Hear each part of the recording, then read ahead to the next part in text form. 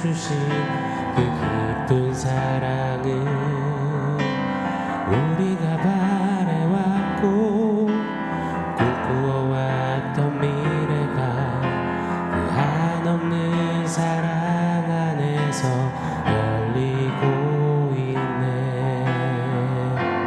이 땅에 오직 주밖에 없네. 그 누구도 나를 채울 수 없네. 주님의 평안 내 안에 있네.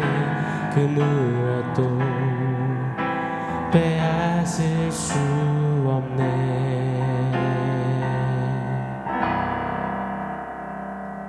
샬롬. 오늘 우리에게 주신 하나님 말씀은 마가복음 5장 21절로 24절입니다. 우리 한 목소리로 같이 읽겠습니다. 예수께서 배를 타시고 다시 맞은편으로 건너가시니 큰 무리가 그에게로 모이거늘 이에 바닷가에 계시더니 회당장 중에 하나인 야이로라 하는 이가 와서 예수를 보고 발 아래 엎드려 간곡히 구하여 이르되 내 어린 딸이 죽게 되었사오니 오셔서 그 위에 손을 얹으사 그로 구원을 받아 살게 하소서 하거늘 이에 그와 함께 가실새 큰 무리가 따라가며 애워싸 밀더라. 아멘. 여러분, 어려울 때 친구가 진짜 친구라는 말이 있죠. 정말 맞는 말 같습니다. 평소에는 사람들이 내 주변에 꽤나 많은 것 같아요. 그러나 사업이 안 풀려 바닥을 칠 때 그때 비로소 알게 됩니다. 많이 아파서 병원에 들어가게 되면 비로소 알게 됩니다. 전화 오는 사람이 누군지, 찾아주는 사람이 누군지, 함께 울어주는 사람이 누군지, 떠나가는 사람이 누군지 말이죠. 친구 중에도 진짜 친구, 가짜 친구가 있다는 거예요. 위기와 어려움 앞에서 진짜와 가짜가 선명히 드러납니다. 진짜 관계가 나타나지요. 마찬가지입니다. 위기 앞에서 분명히 드러나는 게 있습니다. 바로 진짜 내 모습과 반면 가려지고 숨겨지고 포장되어진 내 가짜 모습 말입니다. 이 진위가 드러나게 됩니다. 특별히 죽음이라는 대명제 앞에서 사람은 가장 진정성을 갖게 되는 것 같아요. 척하는 그 척이 안 됩니다. 가면을 못 씁니다. 진짜 내가 드러나게 마련입니다. 죽음 앞에 서면 죽음 같은 시간이나 죽음 같은 상황에 서게 되면 그때 가장 나다워집니다. 그때 내 속에 있는 진짜 내 거가 드러납니다. 어느 고상하고 인자한 목사님 사모님께서 교회 청년들을 태우고 운전을 하게 되셨답니다. 그때 갑자기 옆에 차가 훅 치고 들어와 진짜 큰 사고 직전에 간 거예요. 그때 순간 사모님 입에서 쌍시옷의 야의 이응 받침 그 짧은 한마디 그러나 된소리가 정확하고 찰진 그 단어가 뱉어졌다고 합니다. 정적이 흘렀죠. 청년들이 너무 놀란 거예요. 사고 날 뻔한 것도 놀랐지만 보통 예상되는 사모님의 멘트는 어머 주여 라든지 아니면 아버지일 것 같았는데 그 튀어나온 된소리에 깜짝 놀란 겁니다. 사모님 또한 민망하고 쥐구멍이라도 들어가고 싶고 그래서 그때 진짜 회개하셨다라는 그런 이야기를 우스꽝스러운 이야기를 들어본 적이 있습니다. 이처럼 사람은 위기 앞에서 갑작스런 어떤 죽음의 공포나 도전 앞에서 내 속에 있는 내 거, 그 진면목이 드러나고야 합니다. 요즘은 비행기를 타면 난기류가 너무너무 심하더라고요. 지구온난화로 정말 난기류가 매년 더 세지고 더 무서워지고 더 매서워지는 것 같습니다. 한 번은 비행기를 타고 가는데 기내식이 진짜 이렇게 다 흔들려 쏟아지고 땅으로 떨어질 만큼 난기류가 심했던 적이 있습니다. 야, 이러다가 비행기가 진짜 두동강이 나면 어떡하지? 날개가 부러지는 건 아니지 싶을 정도의 위력이었습니다. 그때 제가요 진짜 아무 필터도 거치지 않고 하나님 아버지 한번 기도를 하더라고요. 튀어나오더라고요. 여러분 그리고 2, 3분 만에 난기류는 잠잠해졌습니다. 다시 고요해졌죠. 그때 제가 그 짧은 찰나의 시간을 돌아봤어요. 그래도 내가 목사긴 목사구나. 죽음의 공포 앞에서 하나님 아버지 하며 기도를 하고 있구나. 그래서 스스로를 기특해 했던 기억이 있습니다. 여러분 어떠신가요? 죽음 같은 자리, 죽음 같은 시간에서 나의 어떤 모습이 드러나나요? 나의 멘트는 뭡니까? 엄마야 입니까? 뭡니까? 죽음 앞에서 그 죽음 같은 시간 앞에서의 내 선택이나 결정은 어떤 게 나오는지요? 어디를 향하는지요? 목회를 하다 보면 병원 중환자실이나 호스피스 병동 등에서 진짜 신앙이 드러남을 많이 봅니다. 어떤 성도님은 진짜 그 자리에서 평안을 누리고 어떤 성도님은 두려움 또는 원망, 불평에 휩싸여 무너지기도 합니다. 존경받는 어느 장로님이 계셨죠. 갑자기 말기암 선고를 받으셨어요. 그래서 장로님 워낙 존경받으시는 분이니까 많은 이들이 병문안을 가요. 근데 갔다 오면 시험에 드는 거예요. 장로님이 달라졌다는 거예요. 그래서 그 소문을 듣고 이제 목사님이 장로님을 찾아갑니다. 기도를 하고 염려되는 마음 가지고 갑니다. 갔더니 장로님이 눈길 한번 주지 않아요. 그래서 목사님 복음을 다시 전하고 장로님 그래도 우리에겐 천국 소망이 있지 않습니까? 하고 전하는데 그때 정색하며 시험든 성도의 얼굴을 하며 장로님이 눈도 안 맞추면서 이렇게 얘기했다고 합니다. 예수고 뭐고 다 필요 없어. 나가주시오. 죽음 앞에서 진짜 내가 누군지 나다움이 드러나는 순간이었습니다. 여러분 맞습니다. 위기가 사람을 만들지 않더라고요. 위기는 이미 그 사람에게 있는 것을 드러낼 뿐입니다. 위기 중의 위기, 바로 죽음 아니겠습니까? 절체절명의 위기, 죽음 말입니다. 죽음은 인간의 가면을 벗기는 가장 정직한 순간임에 틀림이 없습니다. 사랑하는 여러분, 오늘 혹여 죽음 앞에 서게 된다면요. 죽음 같은 자리와 시간에 맞닥뜨리게 된다면요. 그때 어떤 모습이 나올 것 같으세요? 그때 어떤 고백이 나올 것 같으세요? 그때 어떤 태도를 취하게 될 것 같으세요? 이런 생각을 꼭 해봤으면 좋겠습니다.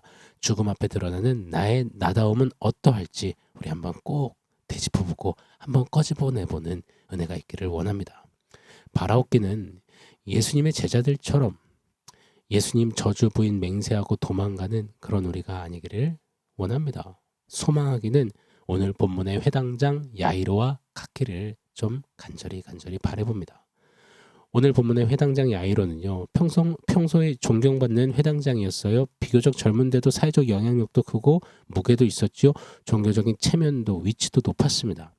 사람들은 아마 회당장 야이로 하면 모르긴 몰라도 엄지척을 하고 인정한다는 듯이 고개를 끄덕끄덕였을지 모릅니다.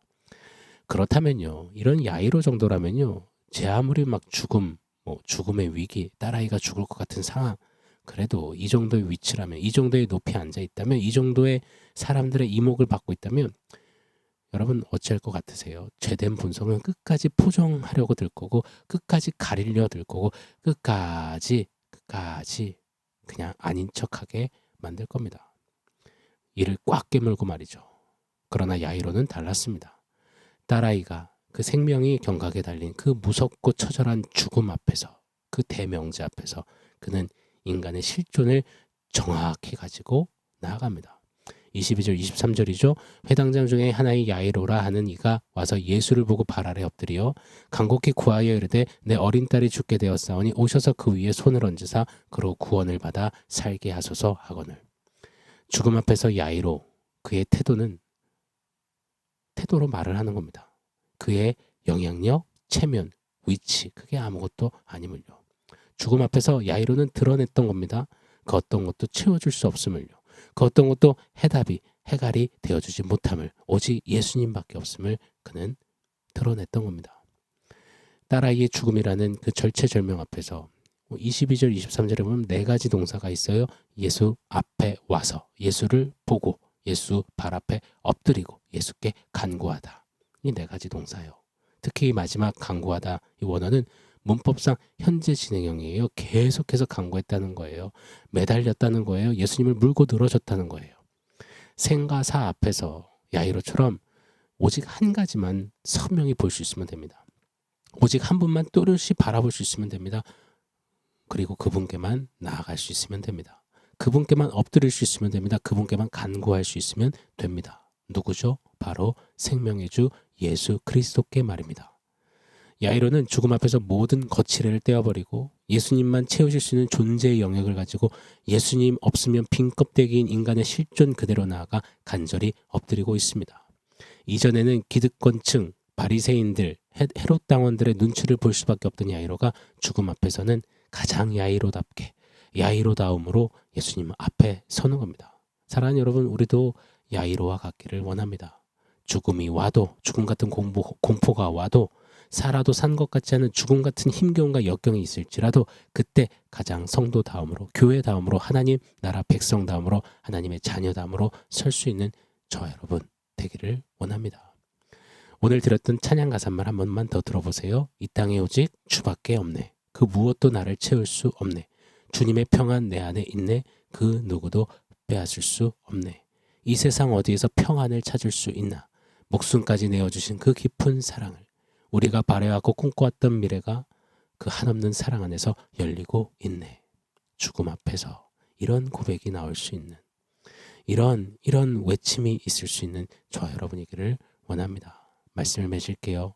우리에게도 분명 딸아이가 죽어가는 사건 사고, 야이로에게 정말 절체절명과 같은 그런 시간들, 도저히 손쓸 수 없는, 내가 살아있으나 아무것도 할 수 없는 죽음 같은 시간을 맞이할 수 있습니다. 인생길에 반드시 여러 번 맞이하는 인생의 한 부분이죠. 여러분 그때 주님만 채우십니다. 주밖에 없습니다. 주님의 평안이 있습니다. 지금 끝이 아닙니다. 너머에 영원한 미래가 있습니다. 소망을 외칠 수 있는 가장 나다워지는, 우리다워지는 저와 여러분이기를 바랍니다. 주님의 교회다워지고 주님의 자녀다워지고 예수의 사람다워지는 저와 여러분 우리기를 예수 이름으로 간절히 축원합니다. 자, 원포인트 세워보겠습니다. 오늘 원포인트는 잘 들어주세요. Real me, really입니다. 죽음이라는 대명제 앞에서 내가 가장 나다워질 수 있습니다.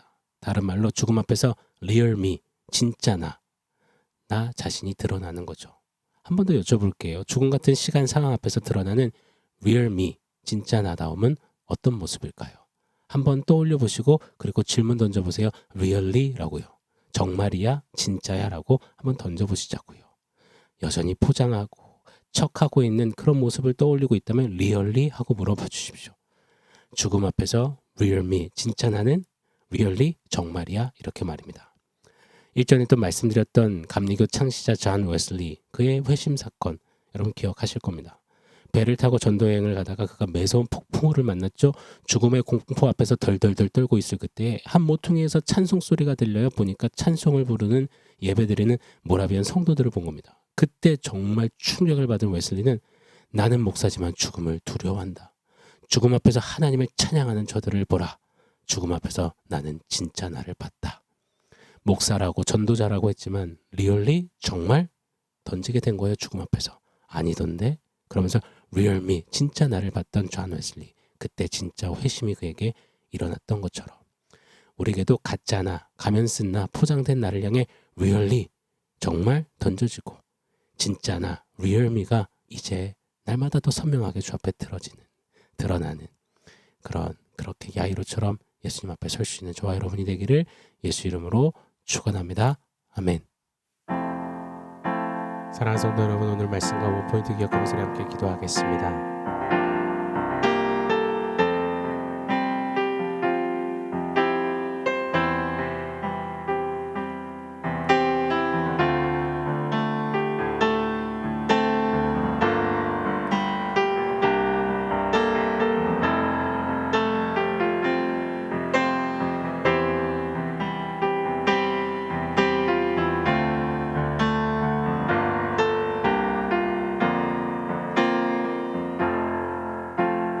하나님,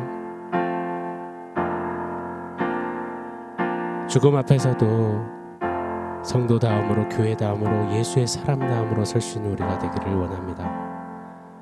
오늘 본문의 야이로처럼 가짜나 가면 쓰고 있는 나, 척하고 있는 나가 비워지고 오직 생명의 주 예수님 앞에 나아가 엎드려 간구할 수 있는 예수의 사람다움 우리 모두가 되게 하여 주시옵소서.